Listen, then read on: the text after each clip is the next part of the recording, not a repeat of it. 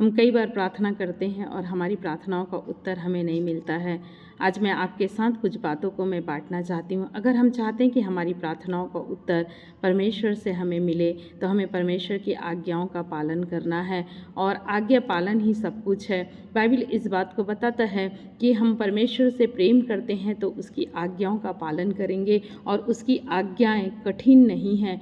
कई बार हमें परमेश्वर से उम्मीद तो होता है लेकिन हम परमेश्वर की आज्ञाओं का पालन नहीं कर पाते। लेकिन संपूर्ण बाइबल हमें इस बात को सिखाती है। जब भी हम परमेश्वर के दास भक्तों के विषय में यदि हम देखें तो वो इसलिए आशीषित हुए क्योंकि उन्होंने परमेश्वर की आज्ञाओं का पालन किया। यदि उत्पत्ति उसके 6वें अध्याय को आप पढ़ेंगे तो वहाँ पर नूह के विषय में लिखा हुआ है। जब परमेश्वर ने भूमि पर पृथ्वी पर लोगों को देखा तो सबके सब बिगड़ चुके थे, लेकिन परमेश्वर की दृष्टि नूह पर पड़ा और उस समय में वो धर्मी व्यक्ति था, वो खरा व्यक्ति था, लेकिन उसकी धार्मिकता और उसका खरा होना परमेश्वर के समक्ष इस प्रकार से प्रमाणित हुआ कि परमेश्वर ने जो उसको आज्ञा दिया उसको उसने पालन किया। और आप सबको मालूम है कि परमेश्वर ने जैसे और जिस प्रकार से उसको आज्ञा दिया उसी प्रकार से नूह ने किया।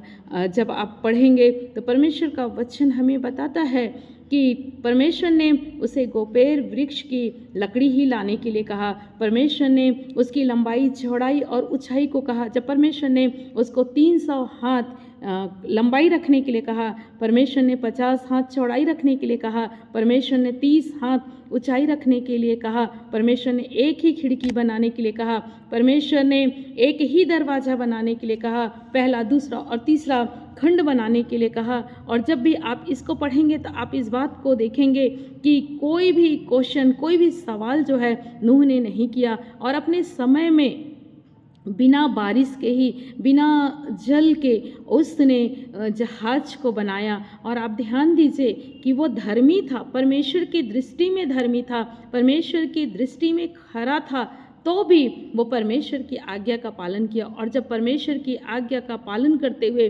उसने जहाज को बनाया तो वो और उसका घराना आज्ञा पालन करने के कारण बच गए। मेरे प्रियो, यदि हम भी आज्ञाओं का पालन करेंगे तो हमारा घराना बचेगा। यदि हम भी आज्ञाओं का पालन करेंगे तो परमेश्वर हमको आशीषित करेंगे। जिस प्रार्थना का उत्तर अब तक नहीं मिला है उस प्रार्थना का उत्तर हमें परमेश्वर के द्वारा हमें प्राप्त होगा। मैं आपको बताना चाहती हूँ, यदि आप मत्ती रचित सुसमाचार उसका 19 अध्याय को आप पढ़ेंगे तो वहाँ पर एक धनवान के विषय में आप पाएंगे। और धनवान यीशु मसीह के पास जाकर के एक सवाल किया कि हे गुरु, अनंत जीवन को प्राप्त करने के लिए मैं क्या करूं? और यीशु मसीह ने उसकी ओर देखा और उससे कहा कि तू आज्ञाओं का पालन कर। और उसने कहा कि मैं आज्ञा तो बचपन से ही मैं मानता आया हूँ। यीशु मसीह ने उससे कहा अब भी तुझ में एक बात की कमी है।